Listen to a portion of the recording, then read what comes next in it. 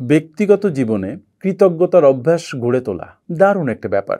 আমরা সকালে ঘুম থেকে উঠে যখন দেখি যে সুস্থ আছি, সবাই ভালো আছে, সুন্দরভাবে শ্বাস নিতে পারছি, কথা বলতে পারছি, তখন হৃদয়টা কৃতজ্ঞতায় ভরে যাওয়া উচিত আল্লাহর উপর, যে তিনি আমাকে আপনাকে সুস্থ রেখেছেন, অক্সিজেনের ফ্লো বন্ধ করেন নাই, পরিবারের সবাই সুস্থ আছে, অথচ এই দিনেই না কত মানুষ পৃথিবী ছেড়ে চলে গেছে। চলুন আমরা প্রত্যেক দিন আমাদের জীবনে ঘটে যাওয়া অসংখ্য ভালো জিনিসের প্রতি কৃতজ্ঞ হই। কৃতজ্ঞতার চর্চা করা দারুণ একটা ব্যাপার। আপনি যদি কৃতজ্ঞ থাকেন তাহলে দেখবেন আপনার মানসিক স্বাস্থ্য প্রতিদিন একটু একটু করে উন্নত হচ্ছে। তাই প্রতিদিন খুব বেশি দরকার নেই, মাত্র 5টা জিনিসের প্রতি কৃতজ্ঞ থাকুন।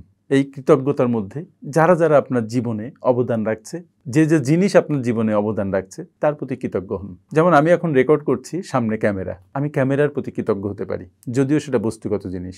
যখনই আপনি বস্তুগত অবস্তুগত প্রত্যেকটা জিনিস যেটা আপনার জীবনে ভ্যালু অ্যাড করছে তাদের প্রতি কৃতজ্ঞ হন, আপনি মূলত আপনার মনকে উন্নত করতে থাকেন এবং আপনি নিজে একজন আকর্ষণীয় ব্যক্তিত্বে নিজেকে পরিণত করেন। তাই প্রতিদিন মাত্র 5টি জিনিসের উপরে কৃতজ্ঞ হন। কৃতজ্ঞতার এই অভ্যাস আপনার জীবনকে পাল্টে দিতে পারে। Thank you.